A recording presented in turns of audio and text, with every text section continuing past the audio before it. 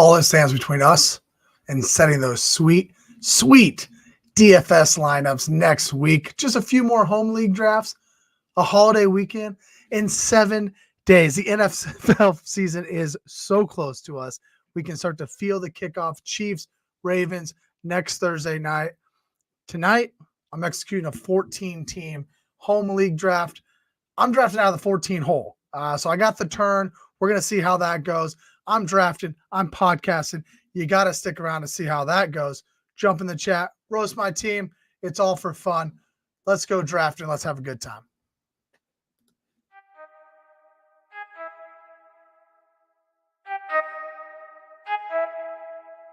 I need to know everything, who and the what and the where, I need everything.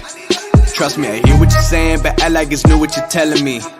I'm curious, George, I hop in the Porsche, it's 5 and a horse, I'm ready for war, I'm coming for throats, to turn to a ghost, I need to know everything. Now you be surprised at the info you get is by letting them talk, so I'm letting them talk.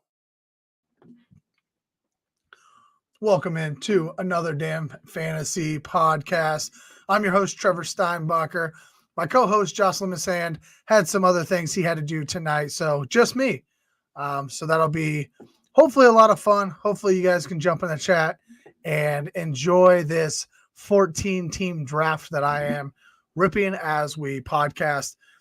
I try to time it up a little bit. Currently in the early stages of the third round. The first round flew off so quickly, I thought I better jump on here a little early just in case this third round goes as quickly as the first round, but it has not. We have slowed down.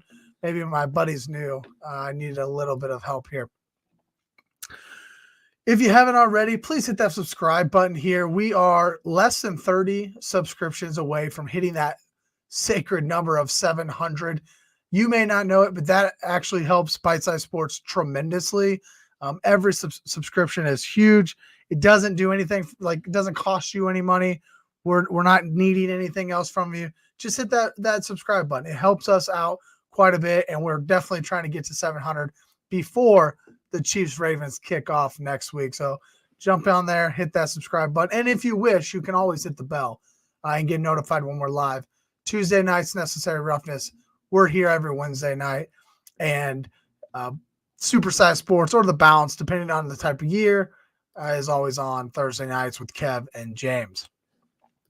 I mentioned I'm in this 14-team draft. I'll just kind of start here, give you a quick recap before I jump into some news, and a lot of news, right? Samaje Perine to the Chiefs. What does that do? Well, it doesn't really do anything. It doesn't do anything for me.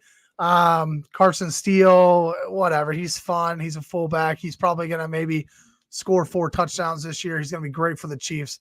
Not actually going to be a fantasy asset. Isaiah Pacheco has this backfield lockdown. So we'll talk through some of those type of pickups this week. There's some other ones out there, big names who are going to go on season-ending IR, like an A.J. Dillon with Marshawn Lloyd also starting on the IR. What does that do for a guy like Josh Jacobs? Who's the backup now in Green Bay? Do they have fantasy relevancy? So we've got a lot of news to cover. But first, let me catch you all up on this draft. First round goes pretty standard. I'm going to talk a little bit about the 101. Had a nice little conversation before jumping on here, before our draft actually started, just about who should go 101. And I actually have talked myself into flipping my own rankings. So I think I've talked myself into CeeDee Lamb. I think the Dallas offense has an opportunity to have a top 5 offense, and he is the guy. Whereas San Francisco also could be a top 5 offense. They have 5 or 6 other guys, and CMC is freaking great, right? No shade towards CMC, but I do think I've talked myself into CeeDee Lamb at 101. Talk about that a little bit later on. Nothing goes crazy inside the top, the first round. Maybe Saquon's a little early for my likings. It comes around to me at the turn. Gibbs was sitting there, and my internal debate was, do I go Gibbs or do I go London? Marvin Harrison was an absolutely, I was going to take him there.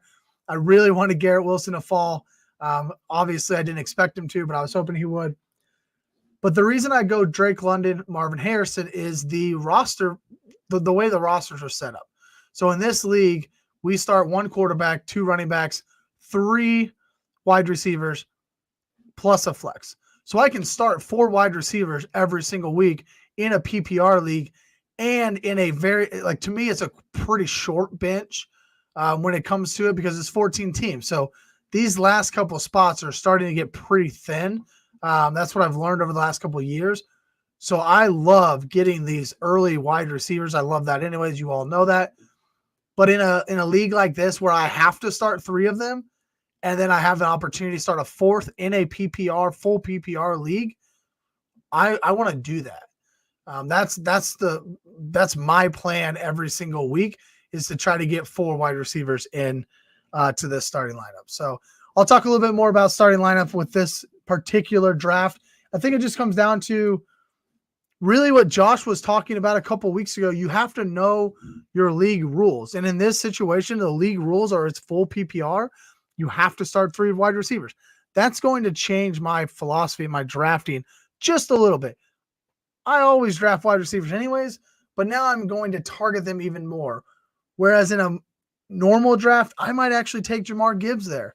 I think Jamar Gibbs is a better draft pick than Drake London. But in this situation, in this roster construction, I'm going to lean towards the wide receivers, knowing I have to start 3 of them, and I can start 4 of them. Moving into the second round, again, everything was pretty well standard until Derrick Henry goes in the middle of the second round. It's just not for me. I'm never going to take him that early. I'm always going to take him. I'm never going to take him, but I have him ranked further down. This is 14 teams, so probably late 3rd is where I've got him ranked. So I'm never going to take him in the middle of the 2nd. And then Rachaad White. That one really stood out to me because Rachaad White's, he's going in the 5th or 6th round in most drafts. So to take him in the 2nd as your first running back was a huge surprise, but maybe this guy's got maybe he's got knowledge I don't have. Maybe he knows something about Rachaad White and this Tampa Bay Buccaneers offense that the rest of us don't know. Rounds out with all the wide receivers that you see: Josh Allen, Cooper Kupp at the turn. Nothing wrong there. Again, coming in a 3rd so far, nothing bad has really shown up to me. I think Joe Mixon's a little early, but people love their running backs. There's not a lot of running back options right there, so it makes sense. Sam Laporta goes at 304. It's my main man, Chris. He is a tight end. He just loves the tight end, so more power to him. More tight ends go here. Man, I am really, really hoping something happens here and I don't get sniped, because I already know who I'm going to be taking here, as Kelsey and McBride go off the board. Come on, Muff Punters. You've already sniped me once.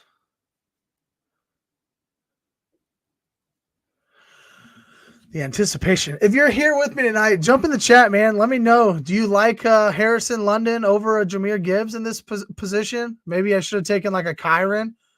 Devontae Adams over London. What are your thoughts about my first 2 picks here in this 14-team redraft? Come on, Muff Punters. This is I wasn't actually expecting to even be in a position to be able to draft here. Your team is now on the clock. Come on down. Wide receiver number 1 on the best damn offense in the league, baby. Let's go. Why are we not taking Rashee Rice up here? I don't care what his ADP is. Why are we not taking him this high?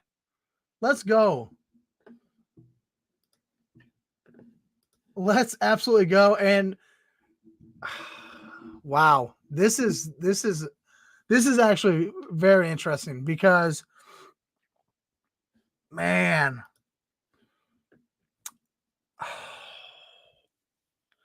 I have Malik Neighbors 3 spots ahead of James Cook. 3 spots ahead of James Cook.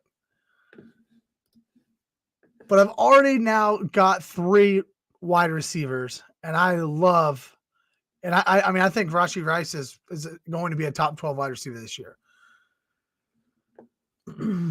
I really, really like Malik Neighbors this year, but I think I'm going to take the upside in James Cook and not miss out completely on running back. There are some more wide receivers I like a little later on. So I'll take James Cook here. I think I'm going to like that. I think James Cook has some decent upside. I've got him ranked at RB12.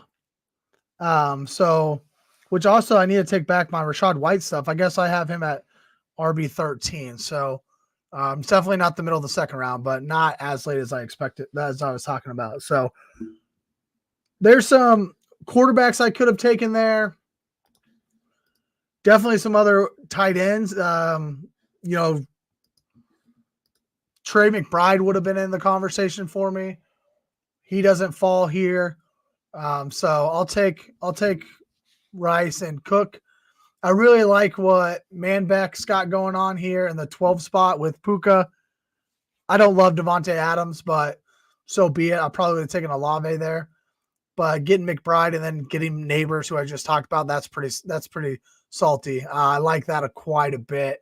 But I don't mind Cook.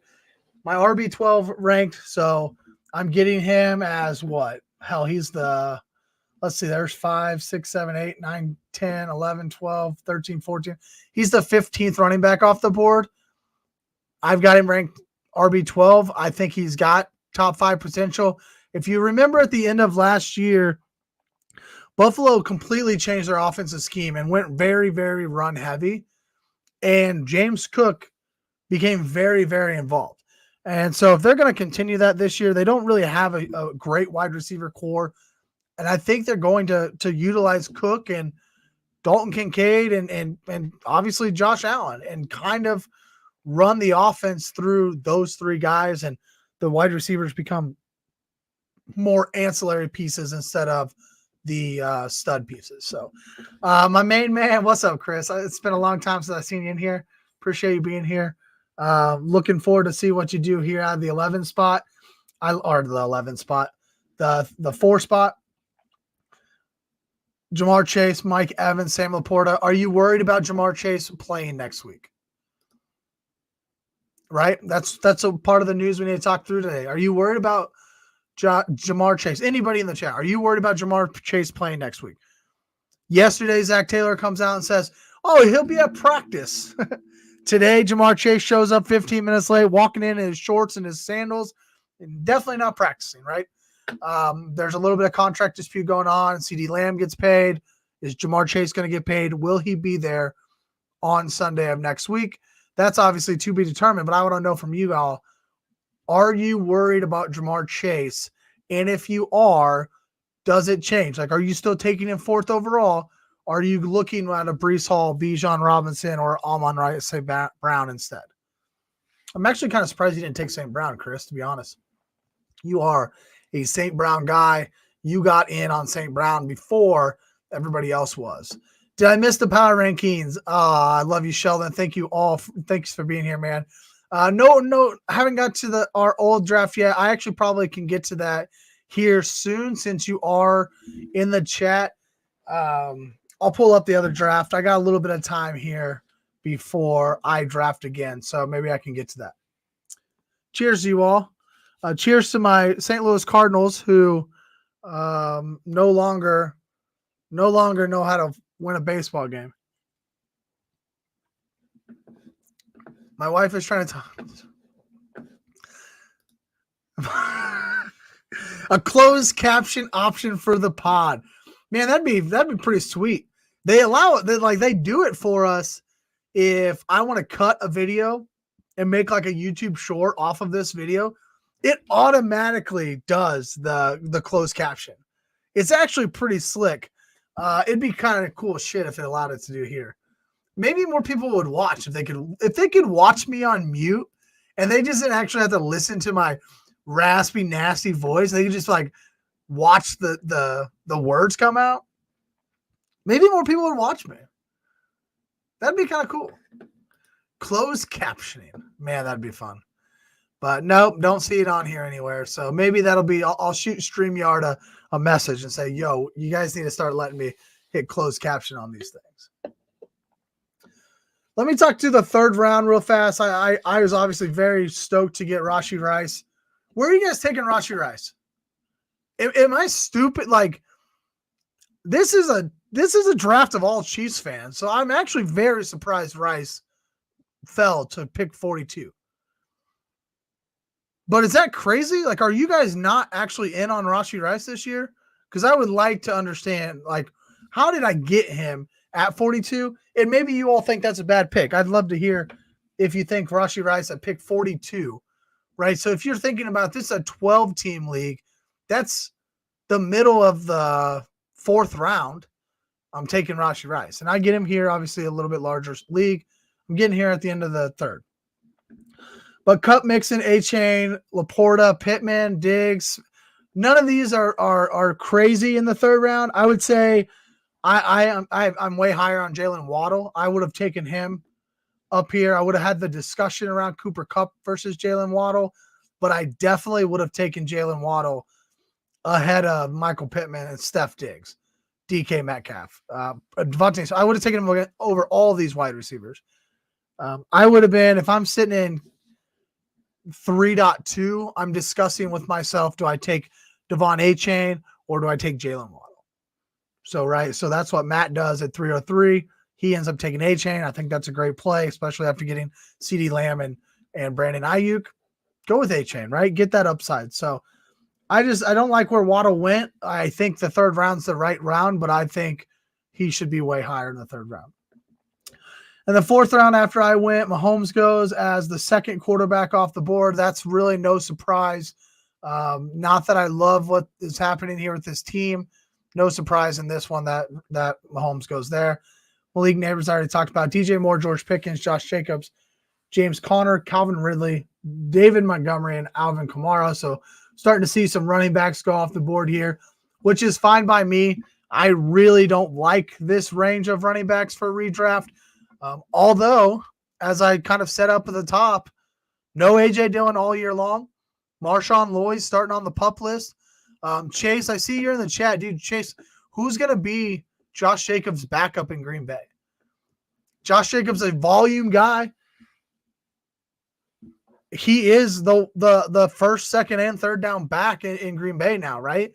Lloyd's not going to really get a chance. Maybe later in the season, week 8 or 9, he might start getting some action, but he's not healthy. A.J. Dillon's gone for the season. So who else is going to be there? So that kind of makes me like Josh Jacobs a little bit more.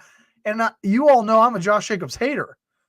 But with that news, I'm like, shoot, man, like who else is going to get the run there, you know? Chase says Josh Jacobs going to feast for the first half of the year. Okay, so maybe this is the play, right? You get him and you trade him. You utilize him, you use him, you let the Green Bay Packers run him into the ground, and then you trade him midseason. Then you're trying to solicit the debt. See, Livek, you're a businessman. You understand it, right? Like you understand it. Just this is business. If I can get more listeners or watchers, let's do it. Just need a little closed caption here. I'm just here for the rankings. I'll get the rankings going here. I'll do that for you all. Give me 1 minute. Give me a minute. Lee says he doesn't think that's too high on Rice because they don't need him to eat Pats. Well, I hope nobody eats Pat. So now I'm confused because I didn't read the comment before I pulled it up. And so now I'm just in this like awkward, like lingering stage of like, should I say something? Like, do I read the whole thing or do I stop reading it mid-sentence? But no, I also don't think that Rashee Rice is too early. Chase says, love Rice's value this year. Snagged him in the 70s the other night in a league full of Chiefs fans. Not sure how that happened. I know it wasn't with me because I actually kept him in our 3-keeper league, but I would be interested to see that. Wow, the 70s. That's like early summertime for Rashee Rice. When I was doing best balls, I was getting him in the 7th and 8th round because everybody thought he was going to get suspended. But the NFL came out the other day. They haven't even talked to him. They haven't talked to him. They haven't talked to the Chiefs. I think he plays all year. I think he will be suspended one day. But if you remember Alvin Kamara, hell, it would be 2 seasons ago now. We all thought he was going to be suspended. He doesn't get suspended, and he gets suspended the following year. because the NFL really lets these issues happen in the courtroom before they make any decisions. So, I think Rice plays all year, and now Hollywood's hurt, not terribly hurt. He'll be back, but he's hurt, and Xavier Worthy is going to take the top off. There's no doubt about it. But Rice is going to be the PPR machine, I think, in Kansas City. Sheldon says Cup over Puka. I think, Sheldon, I'm going to agree with you if we can put the caveat in here that we're talking about the draft positions. I like Puka in the first round. If Puka would have fallen to 114, I'm taking Puka. I'm not shying away from Puka. But if I'm going to say who is the better draft pick, Puka at 112 or Cooper Kupp in the 29th pick, I'm going to agree. I think it's Cooper Kupp.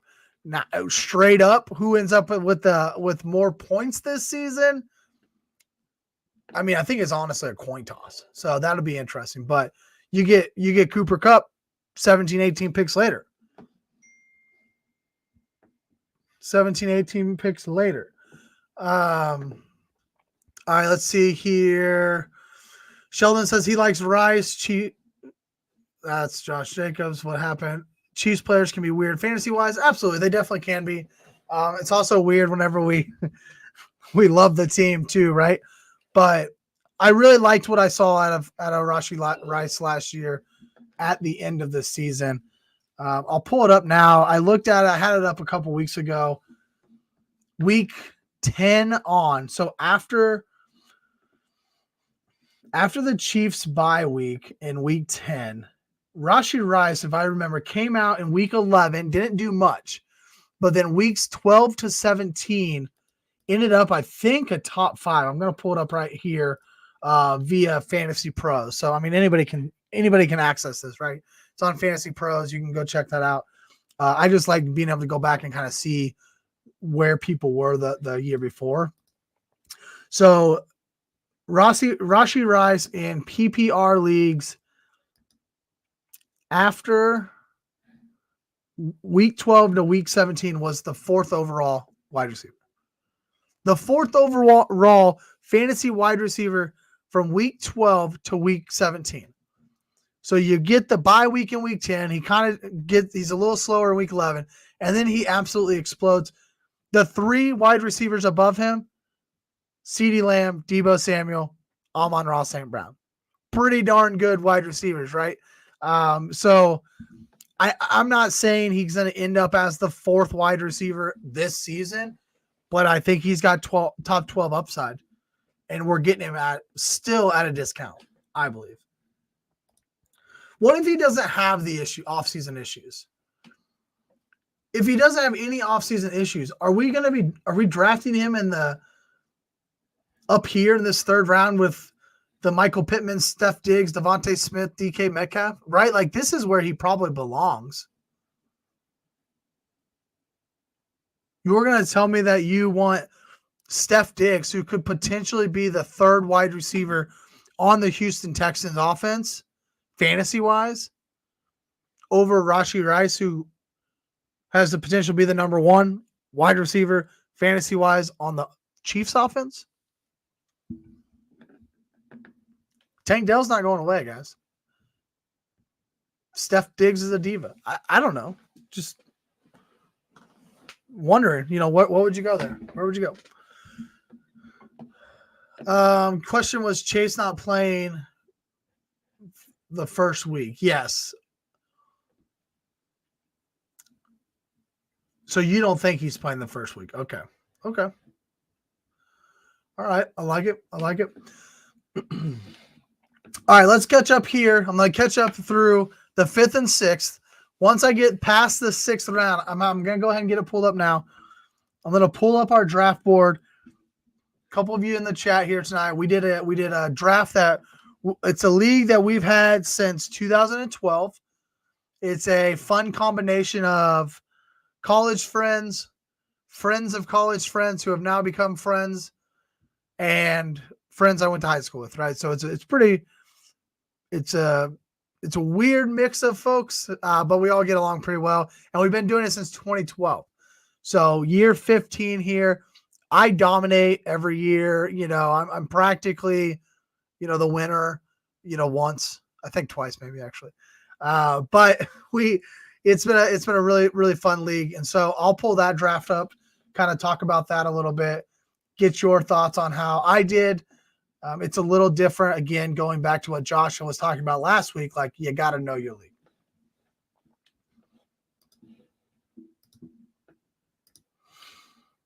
Pulling this up. Forgot to get a tweet out. I should get that out real fast too. Let's get that out. Tank Dell is trash. Trent says Tank Dell is trash. Where'd he go here? Gavin takes him at, sorry, no government names. My fault. My apologies. Gavin takes him at 505. St. Brown, Rashad White, Michael Pittman, Alvin Kamara, Tank Dell. Like, just the most hated team for me right now. I like St. Brown and I like Tank Dell. But I'm almost on the clock here, so I should probably figure out what I want to do.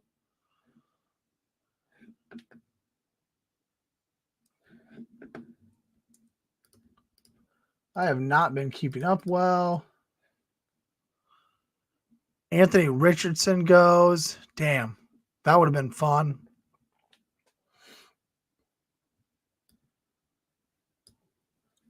Your team is now on the clock. All right.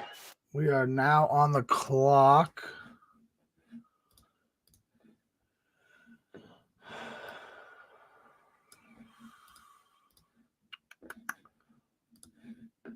Jaden Reed. I think I know what I'm going to do with one of these picks. At pick 70, I've talked a lot about this guy, obviously, up until this point. Kyler Murray, right? I love Kyler Murray in the 7th round. Obviously, we're not in the 7th round, but again, we're in pick 7 or 70, right? So this is really the back end of the 6th round in a normal 12-team draft. So I'm definitely going to take Kyler Murray with one of these picks. I think I want to – oh, he's at the top of the queue. Did not know that. Let me get this Tank Dell thing off here. Sorry, Trent. Didn't even realize it. If Tank Dell's trash this year, I'll come back and pick this up and show the world how right you were. So I'm definitely going to take Kyler Murray. That's easy. No questions there. Let me see what I've got here ranking wise. Did T. Higgins go? I think he did. Yeah, T. Higgins went. Nice thing about this is I get a minute and a half. So sorry, y'all. Trying to get caught up on my rankings, my behind the scenes stuff that you all don't see me do.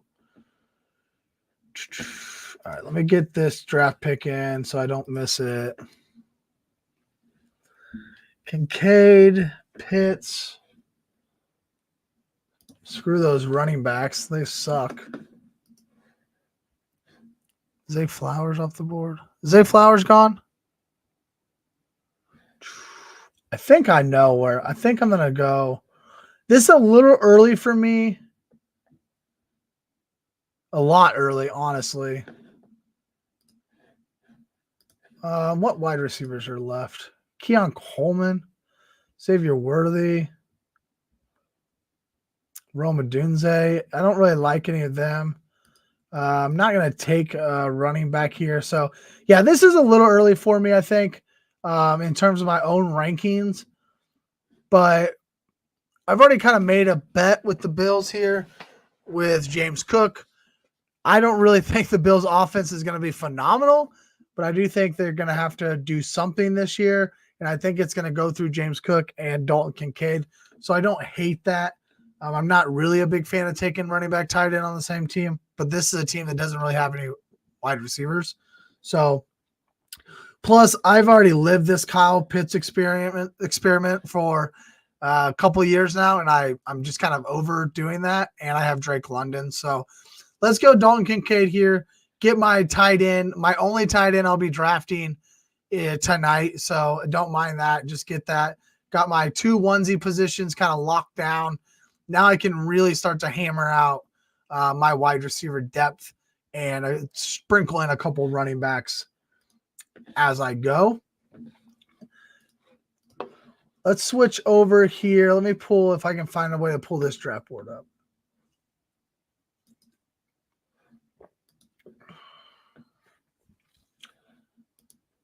By route. See, ESPN sucks, man. You can't actually get like a good draft board, right? You can't get like NFL.com does it well. Obviously, like Underdog does it well. We draft on Underdog all the time. But you don't get that with NFL. So this is what you get. Let me show you. This is what you get with NFL. Or excuse me, with ESPN. It's like you're supposed to be the leader in fantasy football, and this is what we get. If I want to do a draft recap, it goes round by round this way. Just gross. So let's go by team. All right, so I'll talk about my team first real fast. So at least it kind of gives you by round and by team. Again, this was a 12-team, 3-keeper league. And our 3 keepers, they are the the first 3 picks. If you keep 3, it's your first 3 rounds.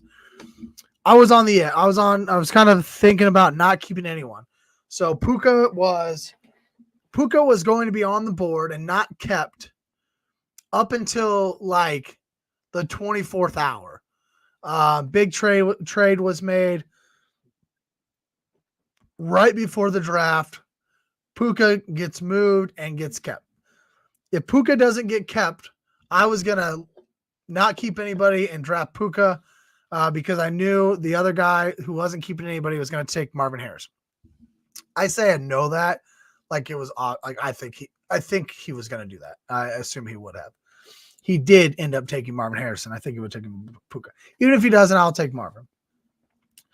Puka gets kept. Long story short, I end up going ahead and keeping A-Chain, Ayuk, and Rashee Rice. Again, I'm looking at this as I didn't really keep a first rounder, which sucks, but there was not going to be any first rounders out there available. So I keep, 2 second rounders and a third rounder. So be it. Jalen Waddle falls to me, which I was incredibly excited about getting him in the 4th round. I loved that. Trey McBride in the middle of the 5th, Tank Dell in the 6th. You guys can see I'm just hammering these wide receivers here. Around the time I take Tank Dell, I start looking at the rest of the draft board to see who's all taking a quarterback. And as you kind of go through here, almost everybody had taken a quarterback by the end of the 6th round. I believe it was the end of the 6th round. Almost everybody had already taken a quarterback except for me and one other guy. Jaden Daniels and Caleb Williams were both sitting on the board.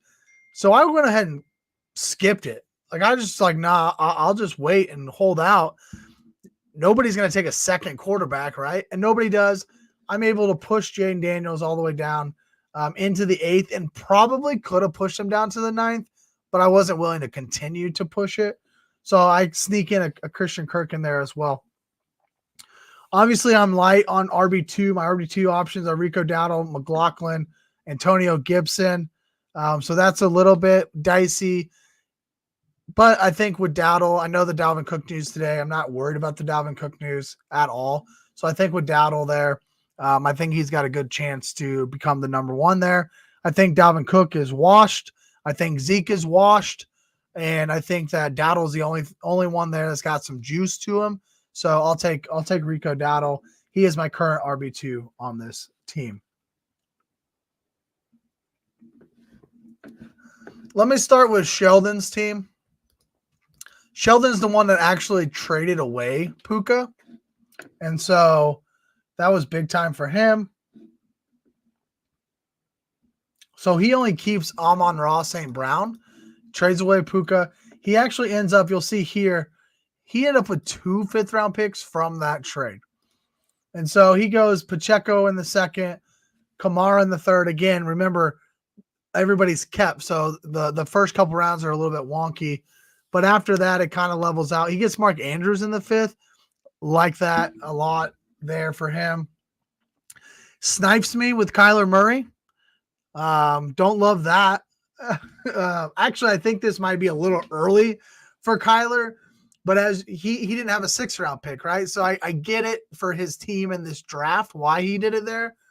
I do think it's a little early for Kyler, but he wasn't going to draft again until pick 84, and he damn well knew he wasn't going to get to Kyler if he let Kyler come to me in the middle of the 7th.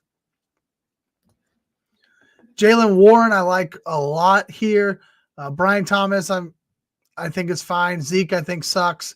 Jacoby Myers, I think is a bad pick. Jalen Wright, I think is a handcuff to Devon Achane, but Devon Achane got hurt last year, so maybe he's there. Tua as a second quarterback here, and then Khalil Shakir, I think is a great pick in round 14. Shakir's going to be, I believe, the number 1 wide receiver. Curtis Samuel's hurt in Buffalo, and we're just like ignoring Khalil Shakir. Ignoring him. Everybody wants to take Keon Coleman, the great rookie. Y'all, we know how rookie wide receivers work. They take time to get acclimated into the season. I don't know. I know Keon's had a great camp. I know he's looked good in preseason, but Shakir is the one who's been there with Josh Allen. I think Shakir is going to be the number 1 for them, at least for the beginning of the year. So I like Shakir here. I think that he's a nice depth piece. And honestly, with your wide receivers, I mean, you got St. Brown and Mike Evans, but Watson is, who knows what that's going to look like in Green Bay. I don't think Brian Thomas is going to come on too early. I don't think Las Vegas is going to have enough offense to give Myers great run. So Shakir might be a guy that you're starting sooner rather than later.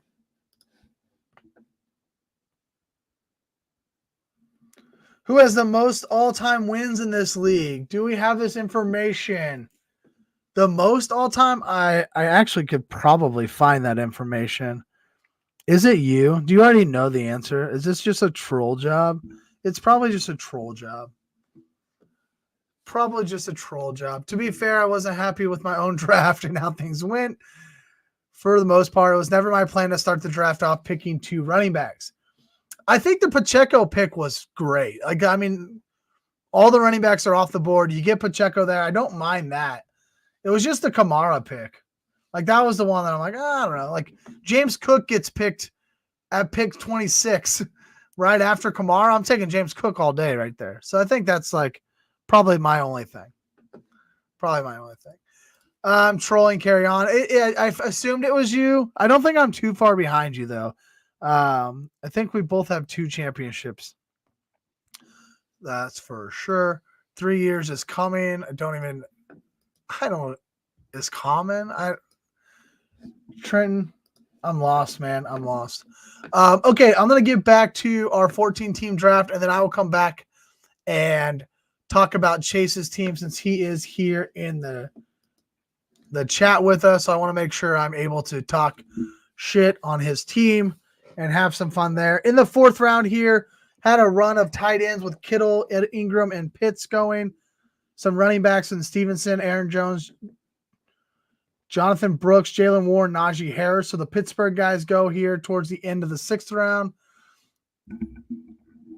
Joe Burrow goes here. Not bad.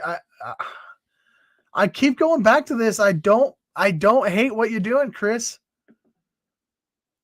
Chris starts 4 wide receivers, Laporta and Joe Burrow. That's you get your onesie positions out of the way, right? And you've got 4 really, really good wide receivers that you can start every single week. Now you got to figure out what you're going to do at running back. So let's see how you round this thing out. But great start there. Oh, yeah, 3 years. Yeah, 3 years. I think the second year is starting to become a little bit more common for wide receivers these days. But I do think the 3 years, especially for maybe the lesser the lesser skilled wide receivers. Give them that third year, kind of see what happens. Chris takes Javonte Williams here, starting running back for the Denver Broncos. Trent took Najee Harris and Austin Eckler at the turn. I don't necessarily love that with the running backs around the board. Like I would have taken Pollard and Javonte both over them. But to each their own. To each their own. Sometimes it's more about the construction of your team and less about the player takes of your team. Good Kyler Murray.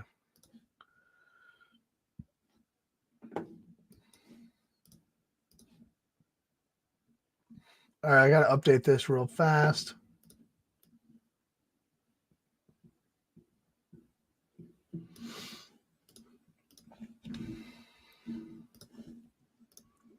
Where? Xavier Worthy goes at the 613 mark. I was curious about where he would go in this draft. So Keaton starts Tyreek Hill, Deebo Samuel, Joe Mixon, DeAndre Swift. I'm like loving the first two picks, and then I don't know about Joe Mixon here. Lamar Jackson, early 5th. I like that quite a bit. I would have liked to, like right here. Oh, I guess he couldn't because Mark Andrews goes at 412. Never mind. I was going to say I would have liked to go like Mark Andrews 413, Lamar 5-2, right? Get that little Baltimore stack. But Mark Andrews actually goes to Westhoff in 412, so he doesn't have a chance to get him. And then Worthy and then Jake Ferguson as the tight end. So trying to snag a tight end before it gets too late. Don't love it. Honestly, after Kincaid, Kittle, and Pitts, I am going to actually skip Ingram and Ferguson and go Brock Bowers, who just goes at 7-6.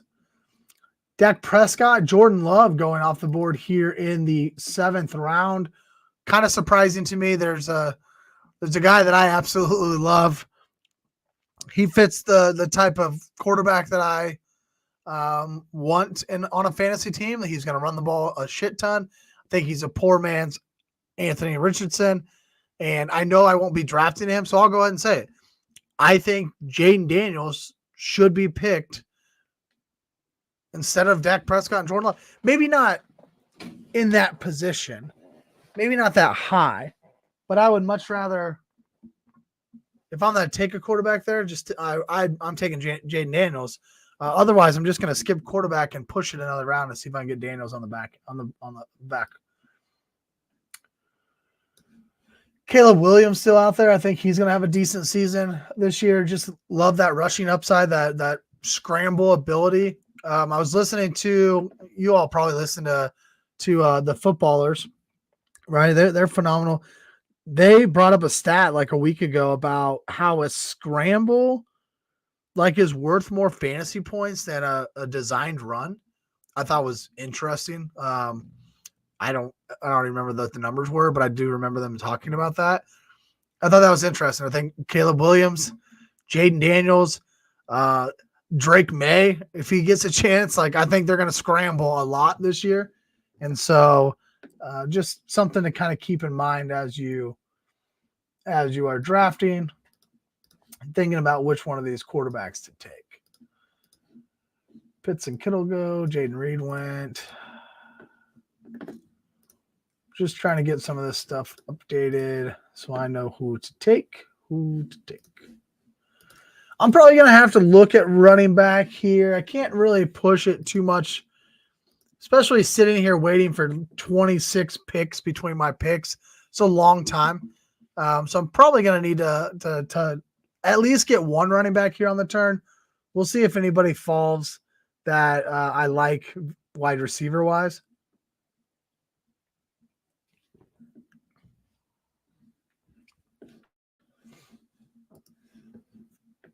Roma Dunze goes. Dallas Goedert. So a couple picks away still from here.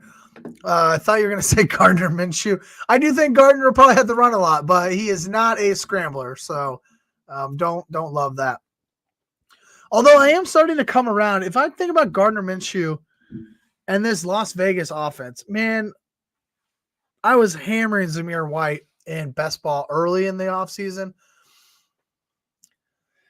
I kind of slowed down a little bit on him. Now he's falling quite a bit because of just different types of reports coming out. And so I'm starting to take him a little bit more again. But I have not taken Devontae Adams. And now I have this like weird gut like feeling of like, damn, am I going to regret this?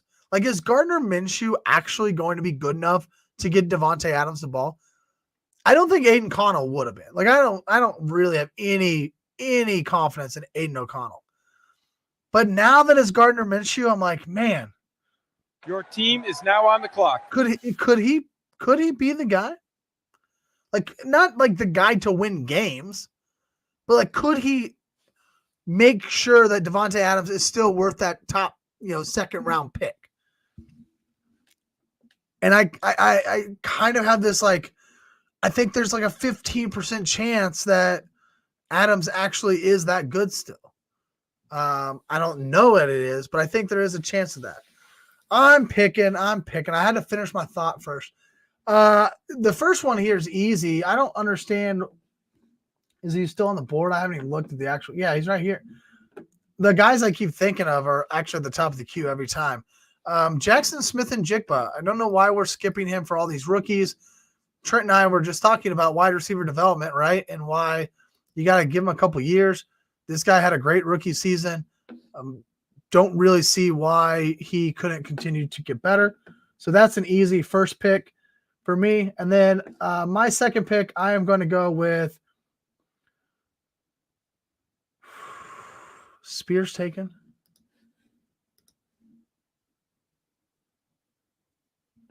Oh, yeah, Spears was taken. Okay.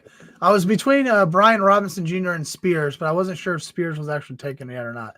So Brian Robinson Jr. out of Washington as my RB2. Don't mind that.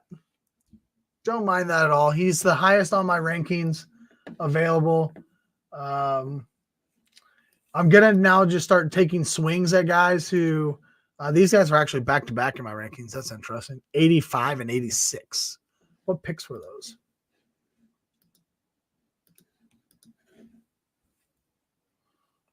$98 and 99. Wow. 98 and 99. I have them ranked 85 and 86. So I'll take that. Don't mind that at all. Don't mind that at all. Everybody else wants to chase their rookies. I will let them chase and come back. Speaking of chase, hurry up and pick. I auto-drafted because you're so lagged. Me? Well, I don't know. Maybe I'm like behind. Maybe am I skipping? Am I skipping on the video? Is it that bad? That sucks if it is. Sorry about that. Thoughts on Ayuk? So he wasn't at practice today. That kind of makes me a little bit worried. I actually haven't even checked like the Twitter sphere to see, is there any news with him? I saw that he didn't make practice today. Did he not go to practice because he was just taking the Jamar Chase route? Or I see a news conference here with John Lynch. What does John Lynch say? Can I pull this up? Can I pull this up and see what let's see what John Lynch says.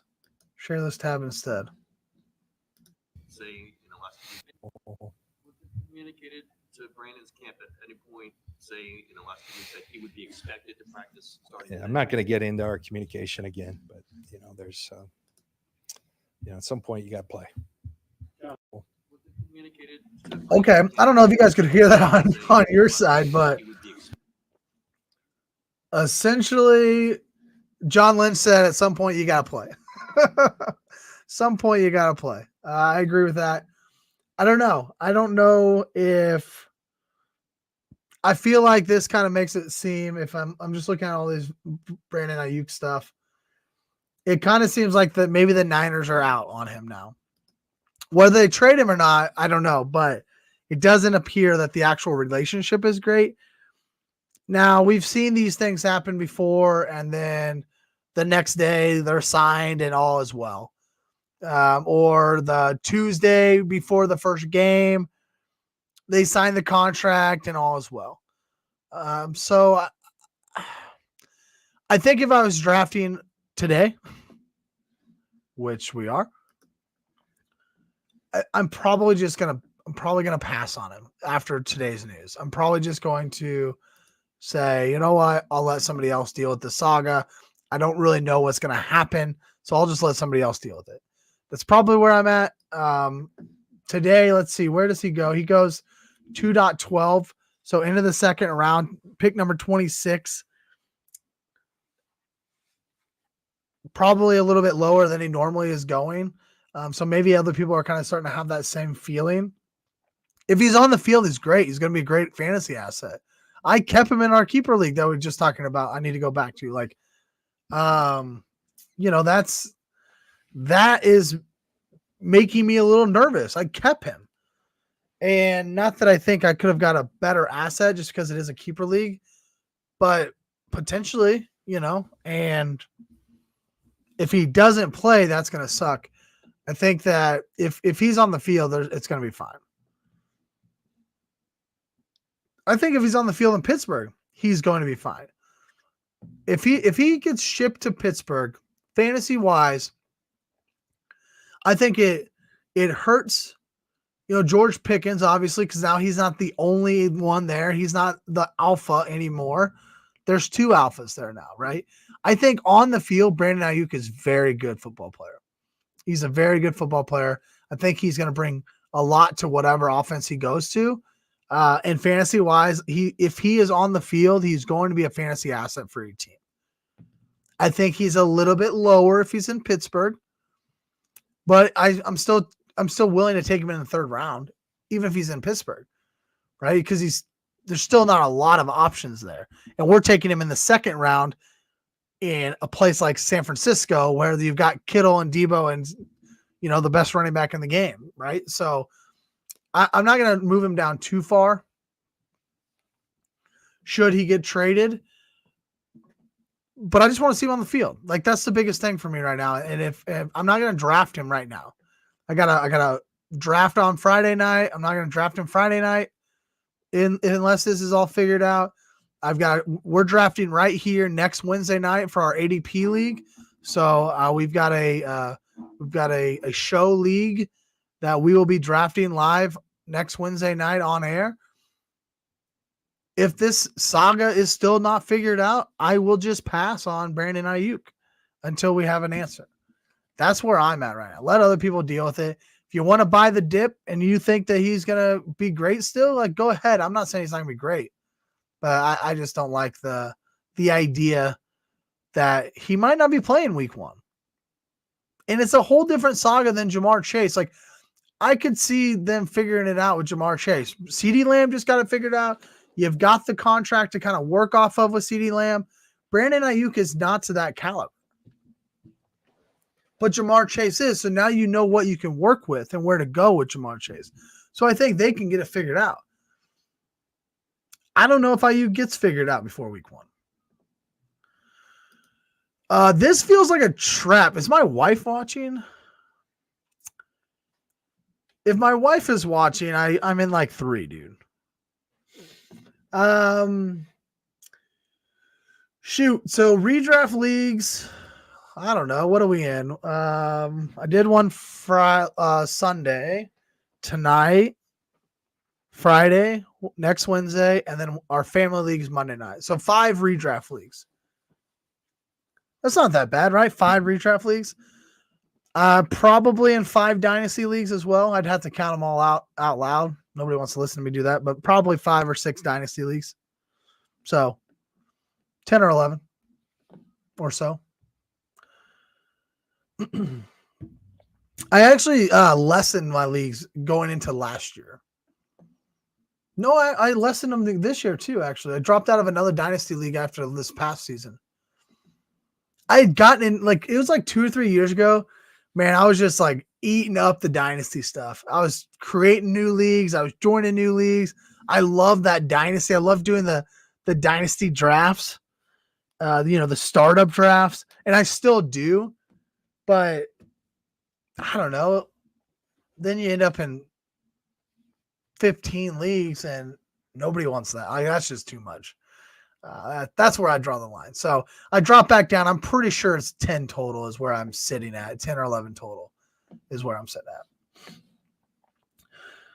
All right, here in the 8th round, I'll go through this really fast, make sure nothing jumps out at me. Then we'll get over to Chase's team. Sorry, Chase. I didn't mean to hold you up. Zeke goes, Gus Edwards. I hate that pick. I think J.K. Dobbins is the right pick in L.A., but we'll see what Gus Bus does. The aforementioned Khalil Shakir here to HFO. Jordan Addison, I think, is good value here at pick 103. I like Jamison Williams at 105, what PP is doing. I haven't actually looked at the rest of his team. Quick snapshot is he loves his running backs.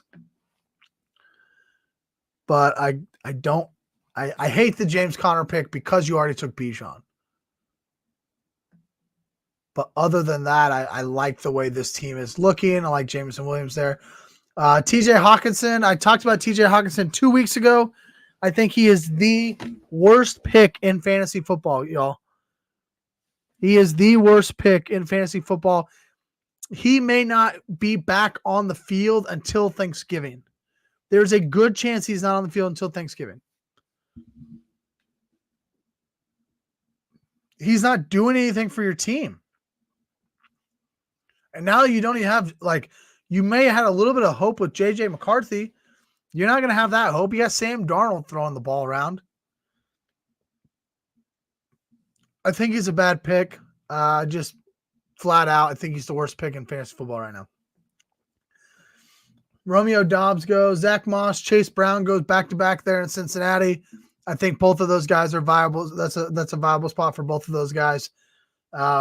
Chris just adding on to the guys that I like. Brian Thomas, Curtis Samuel. I don't really like Curtis Samuel here, mostly because he's now injured.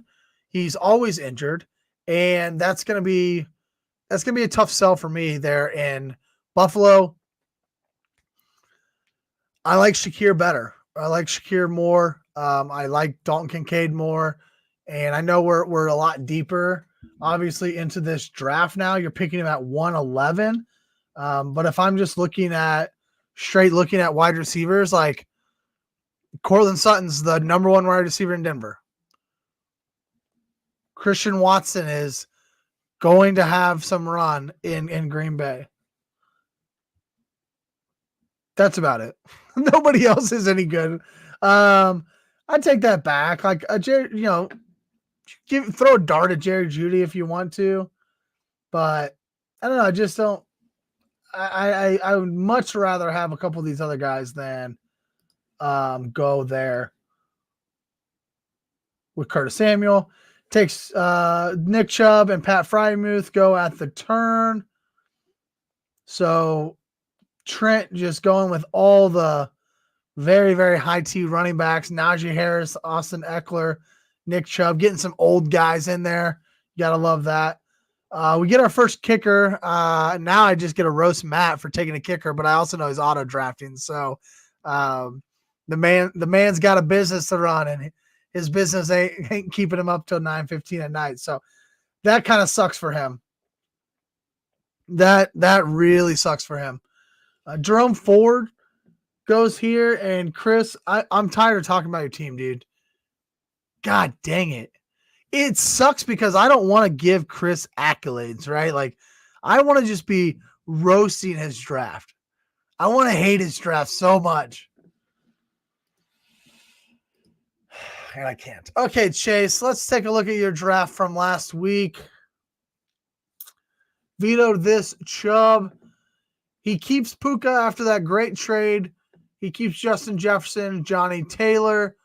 Yeah, get out of here, Chris. I hate it. What's up, Dweeb?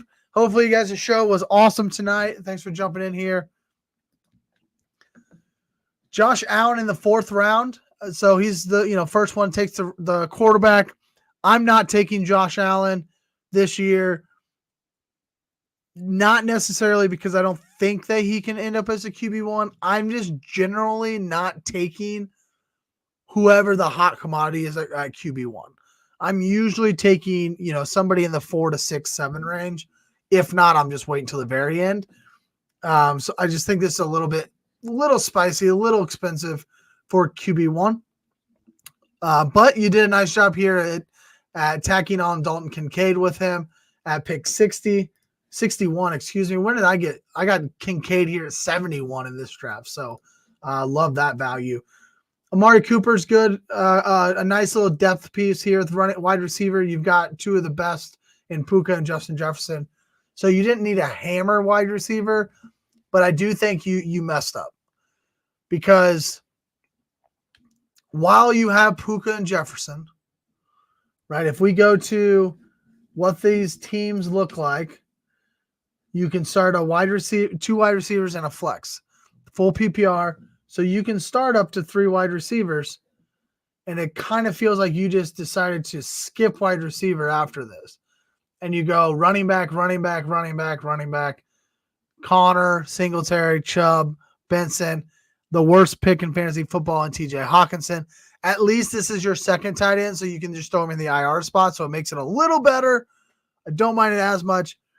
And then you take 2 Green Bay Packers and Dubs and Wicks. So I think you would have been better off here in the middle rounds. You had Jonathan Taylor. Like, you didn't need to take James Conner here. So what? This is pick 70, 78. You could have taken, like, Jaden Reed goes at 82. Just trying to look at some of the – Keenan Allen goes at 81. Some of these wide receivers that went are Xavier Worthy, Christian Watson. A couple wide receivers just go right after. I took Christian Kirk at 79 right after that. So I think that's probably my only rub. My only rub on this team really is not prioritizing getting at least 1 more wide receiver, because you can start 3 wide receivers in this PPR league and you only have 3 wide receivers that you can start. And so you don't really give yourself much depth going into the season with wide receivers. I mean, think about it. If something happens in week 1 or week 2, are you starting Dobbs or Wicks? You're not starting Trey Benson in week 2 or 3. You can't start Nick Chubb in week 2 or 3. Right? So you're just kind of like guessing with Singletary maybe at that point in time. So that's kind of the only thing right there for me. It's just maybe I love James Conner, Trey Benson, like taking both of those guys. I like that. I think it's a sharp strategy. Handcuff that guy. But maybe then it's a Singletary or Chubb is where you're taking a wide receiver. That's just my only thing. Yeah, I know. I know you love your Green Bay guys, and I don't mind like these taking Dobbs and Lloyd and Wicks. Have at it. Like I don't mind that. It's to me, it's just you're light on starting wide receivers, and you had a really good opportunity to take another wide receiver when you took Singletary and Chubb. I said James Conner at first, but I'm already talking myself off of that a little bit because I think he's going to be great at the beginning of the season. So you took Trey Benson. So if he's not great at the beginning of the season, you got Trey Benson late. So I think it's this this Devin Singletary, Nick Chubb range that maybe you could have taken. Like literally, Jameson Williams goes 95th instead of Singletary. I feel like your wide receiver core is much better in that position. What's up, James? Just doing a little drafting here, man. Let's go share this tab instead. Hopefully you like my team so far. I do not have any Tennessee Titans on here yet, so sorry about that. Chase says you're right about wide receiver, the Chubb range, but I had to. I know you had to take Nick Chubb. It's a whole inside joke and everything, but we're still trying to win fantasy football, right? And you can fix it still. James Conner is going to be a steal.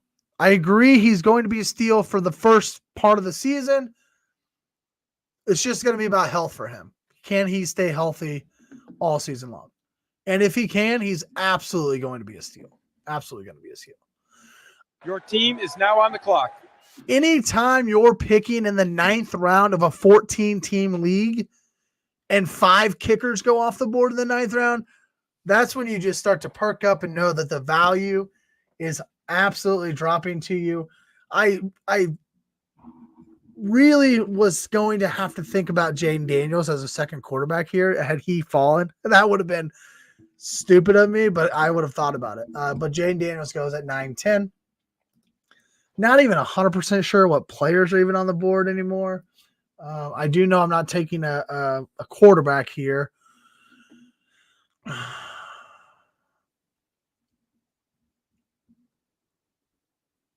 I think I want to still build out some wide receiver shots. Some guys who I think that can be good still here. Let's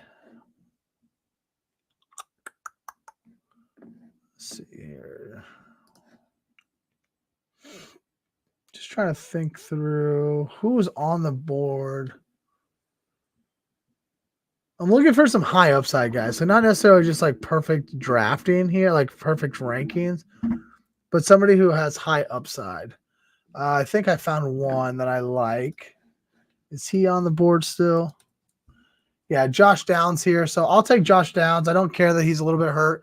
I think he's got big upside in Indianapolis. So I'll definitely take him. Again, just looking for these high-flying guys. Let me see what's at running back here. Trey Benson's here. Jaleel McLaughlin's here.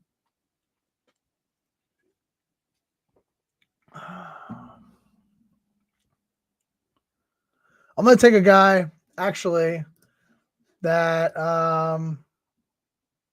I've been taking, and I know that Dalvin Cook just went there now, but I like Rico Dowdle.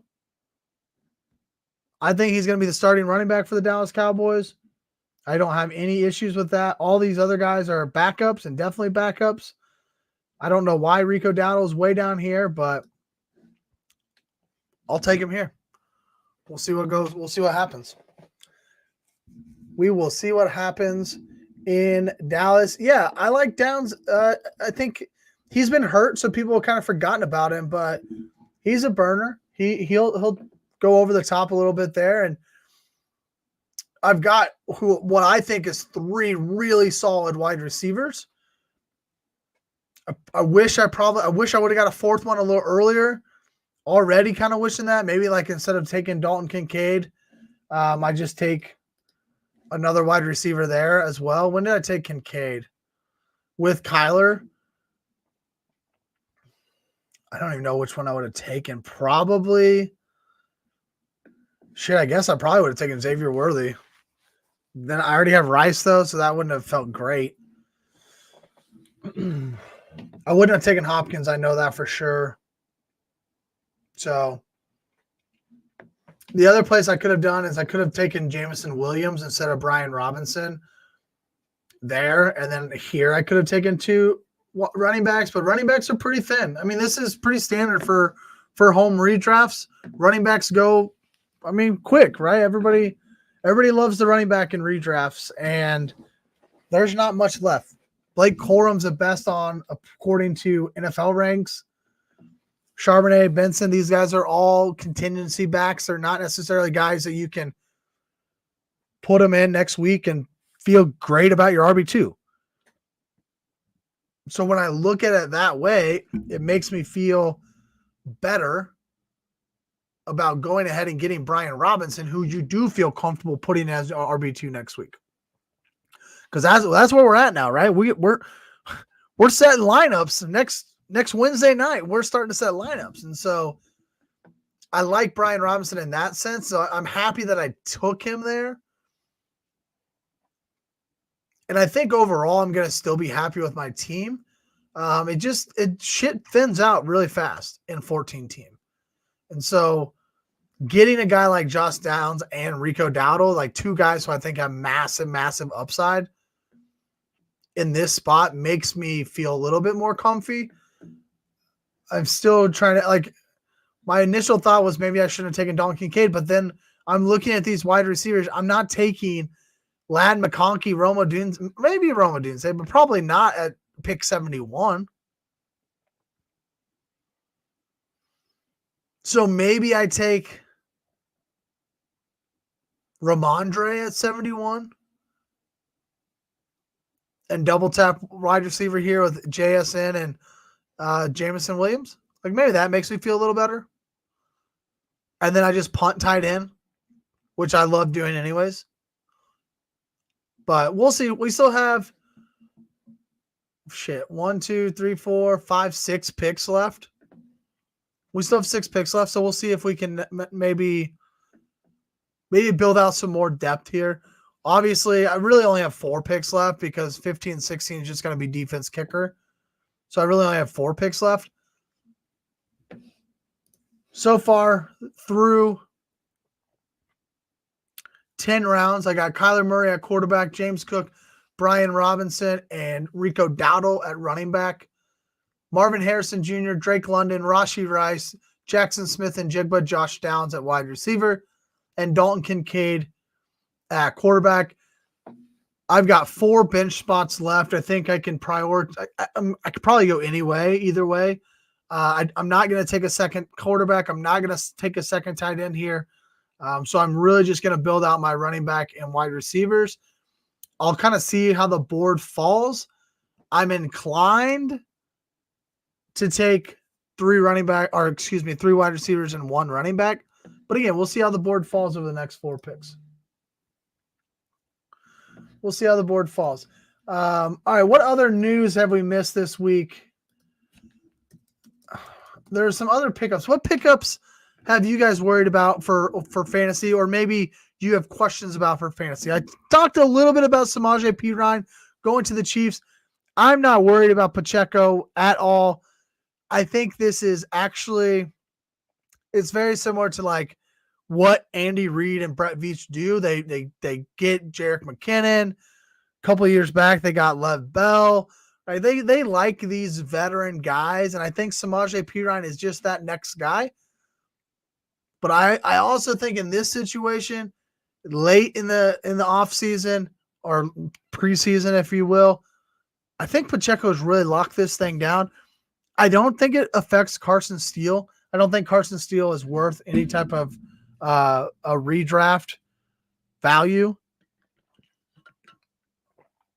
at all. But I don't think it affects Carson Steele if you're taking him in like, say like best balls or whatever, just expecting maybe he gets like a 2 touchdowns in a week, which I think is absolutely plausible. But if you liked Deneric Prince, I think that's where it really comes into play. And I think we'll see Samaje more than Prince.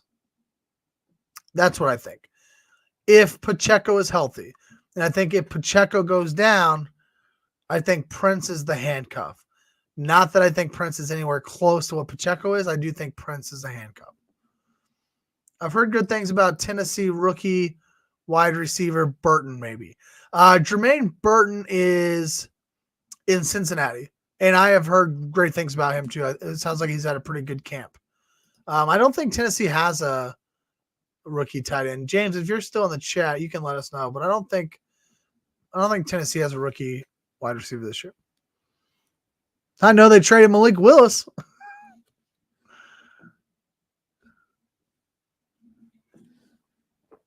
Oh, how the mighty fall so fast. Not that he was mighty. How long until Tomlin says, screw it, it's Justin Fields' time? I'm surprised it's not week 1, to be honest. Week 5 is a pretty good guess. I think their bye is a little later, week 8 and 9, somewhere in there. We can pull it up. When's the Pittsburgh's?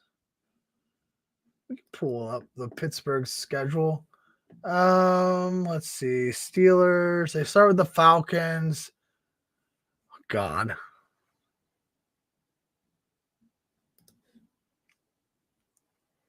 All right, so their bye week is week 9. But listen to this schedule, man. Falcons, Broncos, Chargers. They could start 3-0 with freaking Russ like that just because of their defense.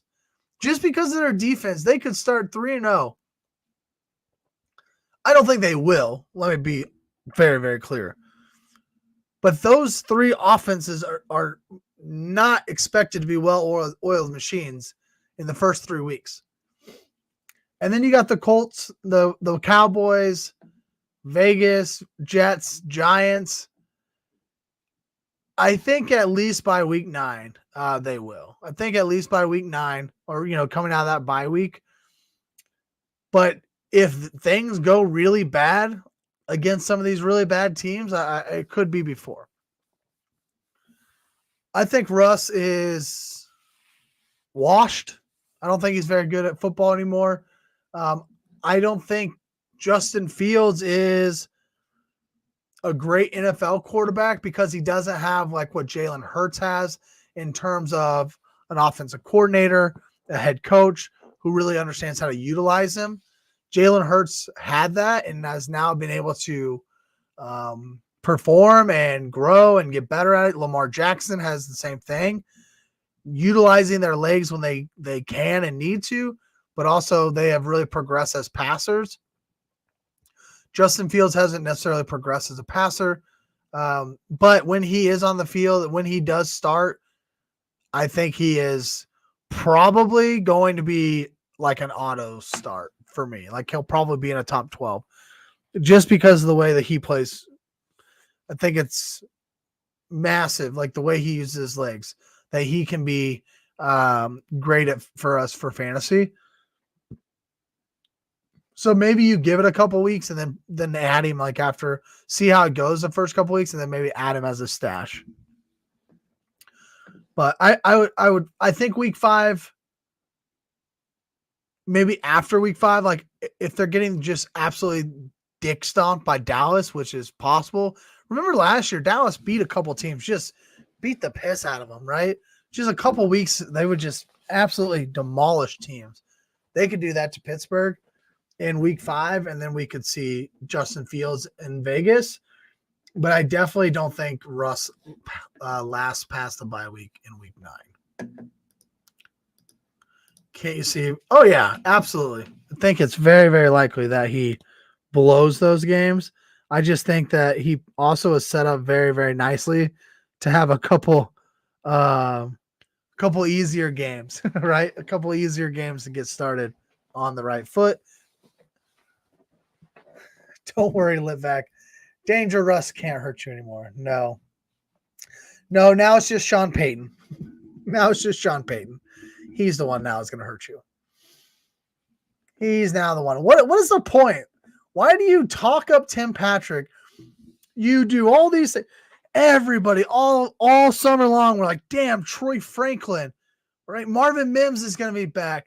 Cortland Sutton's going to go well. They're going to put Bo Nix in there. It's going to be a different offense.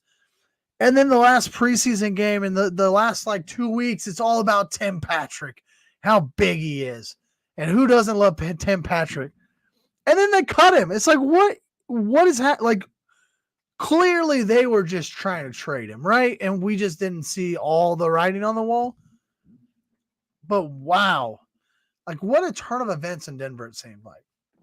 A week ago, I was thinking, holy cow, I didn't draft Tim Patrick at all in best ball this year. What was I doing? I think I actually literally drafted him like 3-4 nights ago. Thinking, shit, I got to get some Tim Patrick in here, man. He's apparently going to be used by Denver. Duped us. Absolutely duped us. Speaking of Pittsburgh, do you think Warren will take over Najee at some point this season? I absolutely love Jaylen Warren. Absolutely love Jaylen Warren. In an NFL sense, I don't think Jaylen Warren takes over Najee Harris. I think Pittsburgh, the way they run offense, the way they want to win ball games, is going to be running the football and playing great defense. So in that sense, I don't think he necessarily takes over Najee. I think Najee will continue to get early down work, grind it out, those kind of things. But I think Jaylen Warren is way more explosive than Najee. I think Jaylen Warren is going to be more efficient than Najee is. And I think that we're going to see better fantasy production from Jaylen Warren. I think he's going to be the guy that we're going to be wanting to start week after week, even if he's getting, 35% of the running back touches, which we definitely will start talking quite a bit about come season. He 30 to 40% of the running back touches. If he can get that, I think he will outperform in terms of fantasy wise. I think he'll outperform Najee. So I definitely think that he is overtaking Najee in the game that we played, that is fantasy football.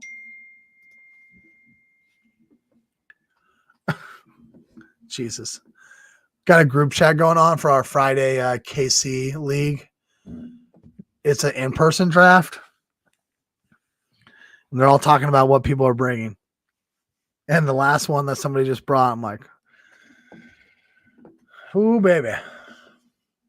Ooh, baby. Should be a fun time. Apparently. Somebody's going to bring bread from Walmart. That's cool. Getting bread from Walmart. All right, we are almost up here at the 11-12 turn, kind of going in front of us outside of the defenses and kickers that are really running up the board. Jermaine Burton, who we just kind of talked about, just goes. Jahan Dotson, Malachi Corley. A couple of guys that I wouldn't have minded falling. J.K. Dobbins, I wouldn't have minded falling here to 11-12. He doesn't fall to me. Trey Benson goes early 11.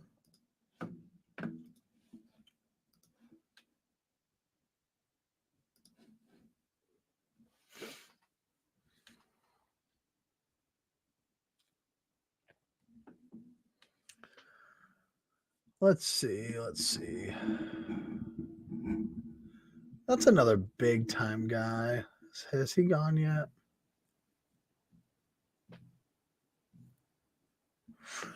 Oh, has he been taken? Nice. All right, so I think I have decided on which Your team is now on the clock. running back I want to take.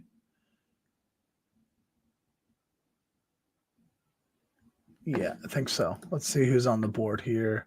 AD Mitchell, not bad. I think I have Jerry Jeudy ranked above these guys. I do at 144. What pick am I at here? 154. Okay, so that's still Jerry Jeudy is probably my favorite wide receiver on the board. Oh God, I do actually love Michael Wilson too.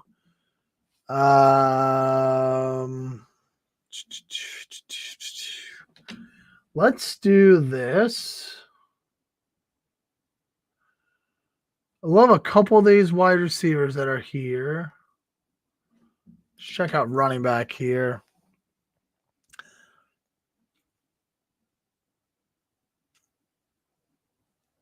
All right.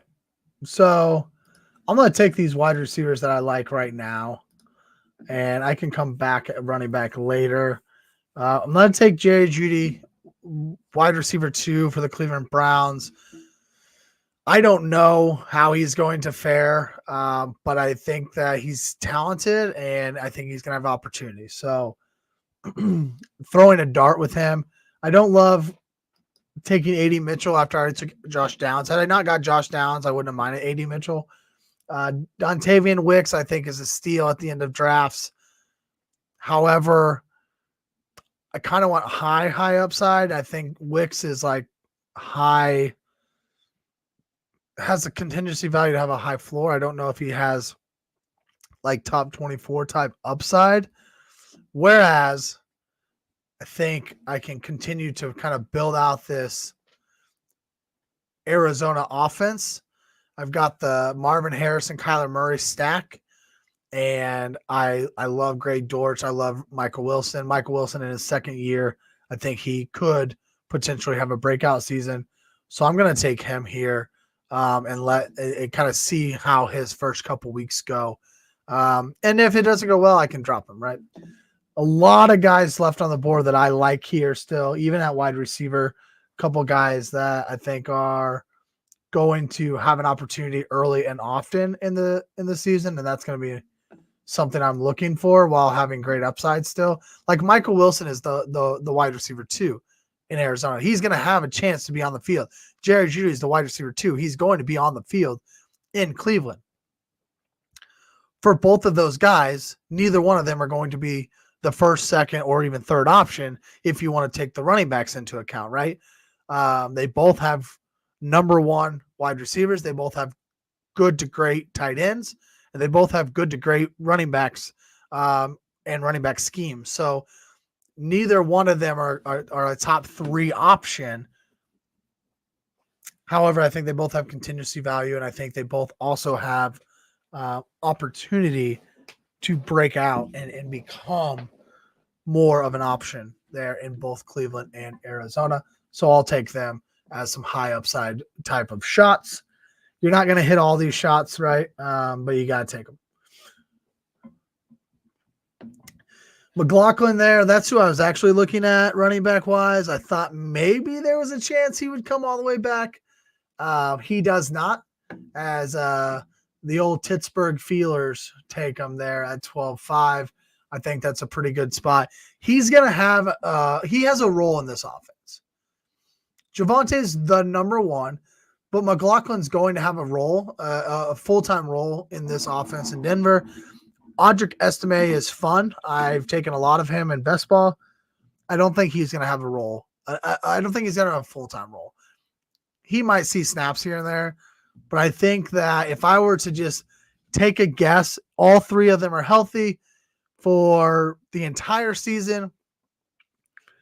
I think Javonte probably 70% of running back touches. McLaughlin probably 25, and then Estime probably 5, right? That's probably about the split I would expect from Denver.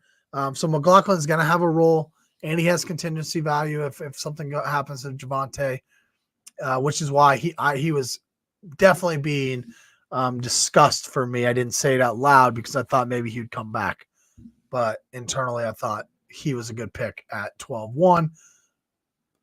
Antonio Gibson is a guy I have a lot of in best ball. I like that there. Darnell Mooney, that's a good pick. Getting a lot of camp buzz this year. Who was the wide receiver who just got hurt in Atlanta? Kind of opened up for Mooney even more. I don't remember his name. But one of them got hurt recently. Now he's out for the season.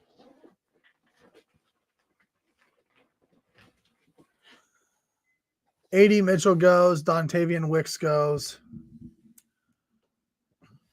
I would have liked it. It had somebody like if Trey Benson would have fallen, I would have definitely taken him for sure. I know it's redraft, so I don't want to take all my Cardinals guys, and I don't want to overstack the team because it's redraft, but I think you still have I think you can still do a little bit of stacking, right? You're taking a bet on this offense. I'm taking a bet on the Cardinals offense. I think Kyler is great. Please go check out my video on him. Maybe I'll drop it in the chat if you're interested, because he was good last year. I kind of talked about that a little bit, and I think he's going to be a good pick. And if you can get him in the 6th or 7th rounds, I think that you're going to be happy that you did that. Oh, let's go to your channel. Let me pull this. Go check out the short. It's literally a minute long. It's 1 minute long, probably not even a full minute. But it tells you everything I have. Oh, what's happening? I don't know how to stop this.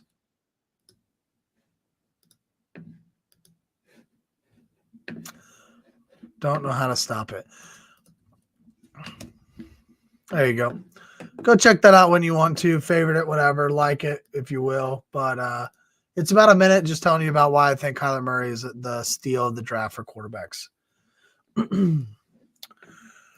Rondale Moore. Oh, speaking of the Cardinals, you are correct, Chase. Rondale Moore injures himself. I don't even remember if it was ACL tear or what, but he is out for the season, opening up for Darnell Mooney to have a little bit more opportunity.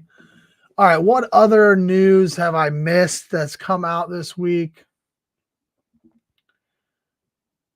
Let's see here. Just checking the Twitter sphere, making sure that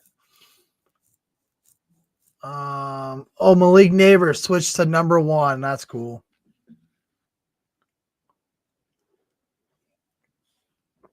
You know who I really love following these days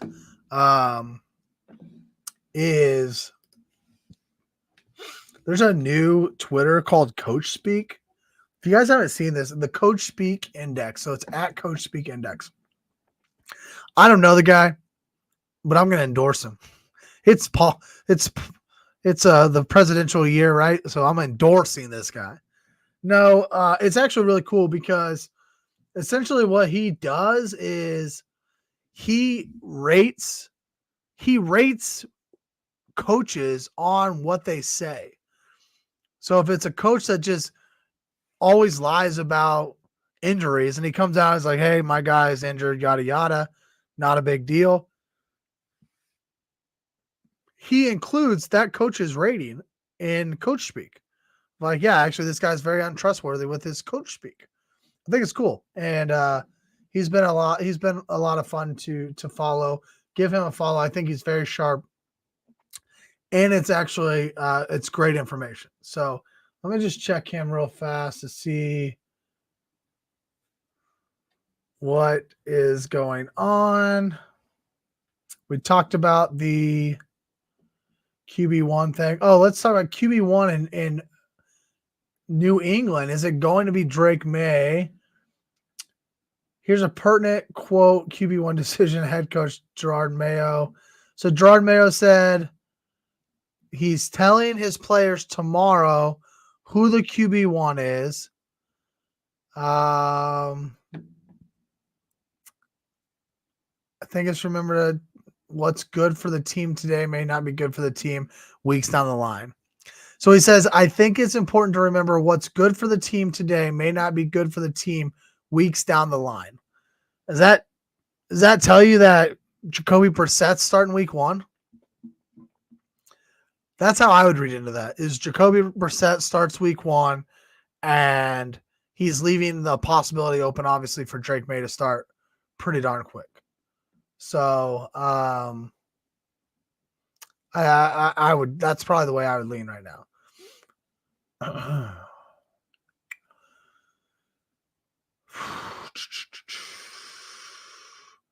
Oh God! Speaking of Coach Speak, how about Dennis Allen? Is Dennis Allen? Dude, he just threw. God, now of course I blanked on his freaking name. Their backup running back under the bus the other day. That was ridiculous. Hated it. All right, I'm going to take these last 2 picks on air, and then I'm going to shut it down. So if you have any last-minute questions, you guys don't need to sit around and watch me draft a defense and kicker. So I'll draft 2 more players here. I'll give my takes on it, and then I'll shut it down. But if you have any questions, you start sits maybe for next week, or if you've done a couple drafts or you have a draft coming up, you got some questions, throw them in the chat right now. I'll try to get to them before I shut this thing down. If you've been here, please hit that like button. I mean, come on now. That's easy. It's free. Doesn't do anything harm to you. Hit the like button. Subscribe to the channel. These things are things that we definitely appreciate and can absolutely help us and do wonders for us at Bite Size Sports. We're live 3 nights a week here on Bite Size. We got our NFL flagship show on Tuesdays. Myself and Josh Limasands here for fantasy on Wednesdays. Kev and James are here on Thursday nights. Here in a couple weeks, they'll kick up the bounce again. But until then, they're just kind of talking super size sports. So they're talking about everything. hit us up, jump in all the chats, hit that subscribe button. It's good content all throughout the week. And as we continue to grow, we might even add more shows throughout the week.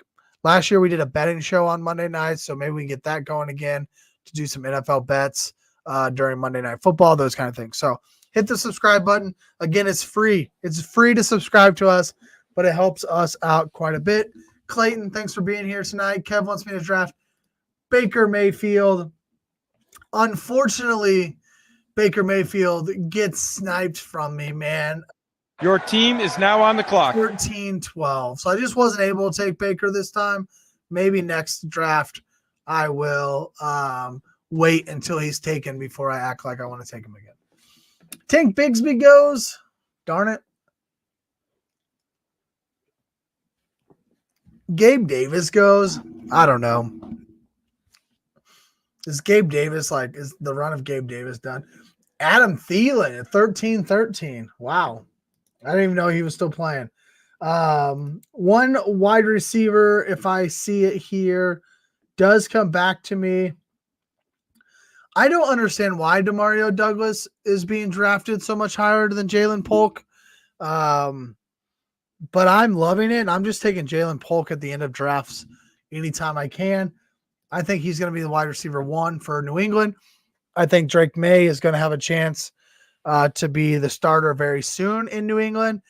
And I think New England's offense is a little undervalued. I think most people just think of it like the Bill Belichick offense, but that's not this offense anymore. That's not who this is. I think that Jalen Polk is a really fun late click. So if you're late in drafts, I would, if you're asking me who's a deep sleeper that I can get 182 picks in, Jalen Polk would be my guy probably every time. I like Jalen Polk there. All right, let's see what's going on at running back. Kendre Miller, that's the New Orleans running back that freaking Dennis Allen just ran over. Okay, so don't love any of these guys. My favorite on the board right now would probably be, out of the guys we see, probably Jalen Wright. I think there's some contingency value there. I'm kind of torn because I like Khalil Herbert, but there's a guy that has gotten quite a bit of talk lately, and I like what I'm hearing out of Houston, and I don't necessarily believe in Joe Mixon. Dameon Pierce is now number 3, and it's Cam Akers, the ghost of Christmas past. Cam Akers is now number 2 on the Houston Texans depth chart. So I'm going to take a shot at Cam Akers here. Again, I think Cam Akers, Khalil Herbert's fine here. Jalen Wright this late. These two guys are great picks this late, I believe. And when I was talking about God, I wish I would have taken this or that. That makes me feel even better about my running backs because I could take shots here that I didn't expect to be able to take with Cam Akers, Jalen Wright, Khalil Herbert. Hopefully I picked the right one, right? Bucky Irving has gotten some good press this preseason. I think he's going to have an opportunity. Braylon Allen looks like if I take Breece Hall in any draft, I'm taking Braylon Allen. He is the clear-cut handcuff to Breece Hall, and you're spending a lot of draft capital on Breece Hall. So you should be taking Braylon Allen if you take Breece Hall. My own personal opinion, but you just take him and you keep him. And you keep him all season because at any point in time, if Breece goes down, you don't want to be fighting the waiver wire now for Braylon Allen.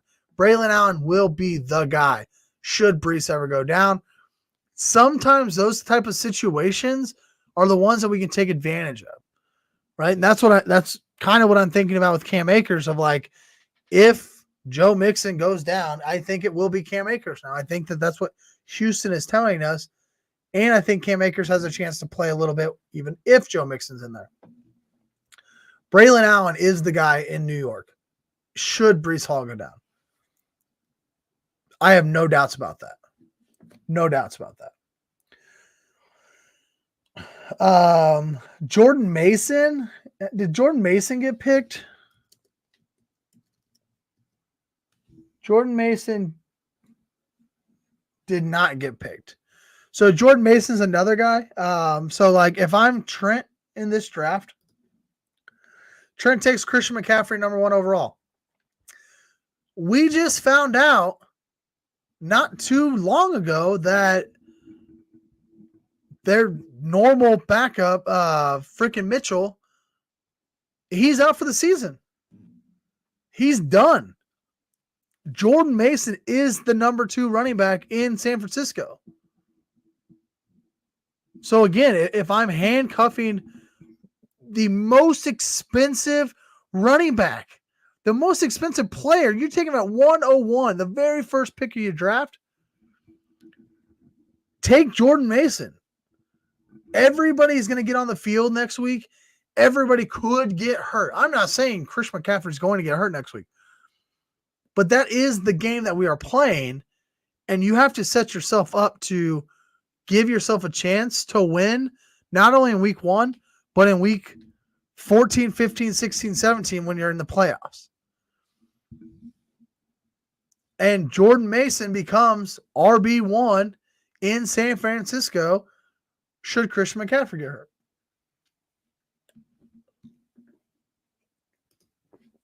Take some of these handcuffs. I don't mind handcuffing your running backs. I don't mind handcuffing your running backs. Any other running backs down here jump out at you? I don't see anybody else. Tyrone Tracy's a guy to keep on your watch list in case Devin Singletary sucks like he does. What's up, Kev? AR is the must-draft quarterback of the year. He's talking about Anthony Richardson. I was very, very high on him last year. I'm very high on him again this year. My only main issue with Anthony Richardson is I feel like I can never get him. I feel like I can never draft Anthony Richardson. He just ends up going like right before I'm drafting him. So, which is why I've pretty well defaulted to Kyler Murray, and or Jaden Daniels. I think Jaden Daniels is the poor man's Anthony Richardson this year.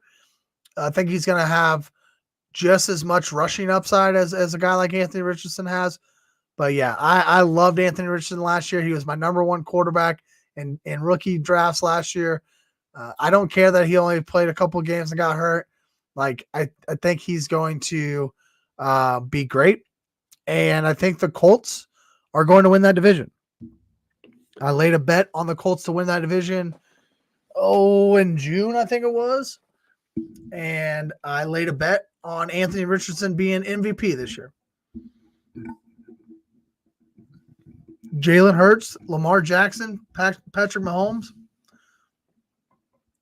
all won MVP in their second year. Why not Anthony Richardson? Great offense, great offensive-minded coaches. I don't think the defense is that great.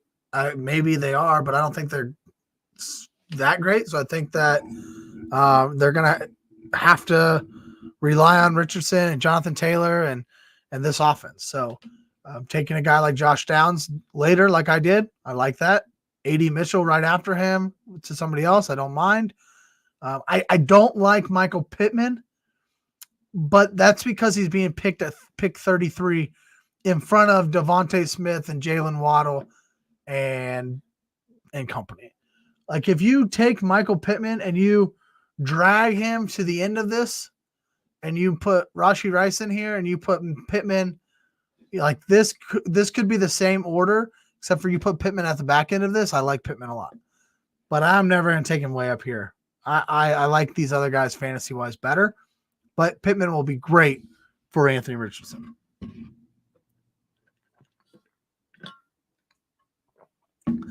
Kev says the defense will struggle. That's kind of what I expected. And that defenses will get to Anthony Richardson, or that the Colts defense will get to the quarterback. But so the back end, that's good knowledge to have, right? We're about to start DFS just next week. Who do the Colts play in week 1? Let's find out. Let's take a gander. What quarterback are we starting in DFS next week? Let's take a gander. Week 1, the Indianapolis Colts. Oh shit. Host the Houston Texans. Holy cow. What a game. What a way to start the season. Wow. That's got to be the highest over under on the day. Right? 49.5. Dolphins Jags are at 49.5. Hot damn. You got Cowboys Browns as like the late game hammer for that DFS slate. I wonder if prices on FanDuel are out yet, because you could just put like pay for Richardson naked, maybe throw in like a Tank Dell, he's going to be cheaper than Steph Diggs and Nico. Tank Dell, screw it. If you want to go Pittman and Richardson or stack up Richardson with Josh Downs if he plays and bring it back with Tank Dell, damn. Love that. Love that. All right, I got to get out of here, guys. I've been on here for an hour and 45 minutes. My wife's probably wondering what the hell I'm doing. Thank you, Lee. Best information on all offense positions that I've had this year. Thank you. Of course, you always know that's what I'm here for. And I love being able to talk about it like through a draft. It's so much more natural, right? Like I love preparing for shows and getting my notes and getting my stuff, but like this, I didn't expect to talk about Michael freaking Wilson tonight. You just figure that out as you go.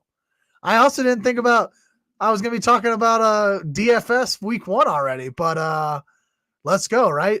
Colts versus Texans.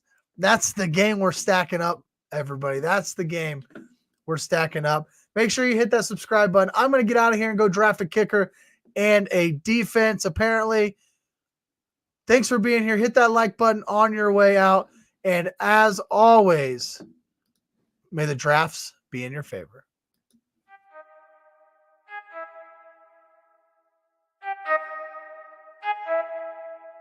I need to know everything, who and the what and the where, I need everything. Trust me, I hear what you're saying, but act like it's new what you're telling me.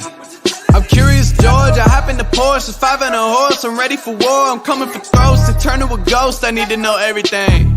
Now you be surprised at the info you get is by letting them talk.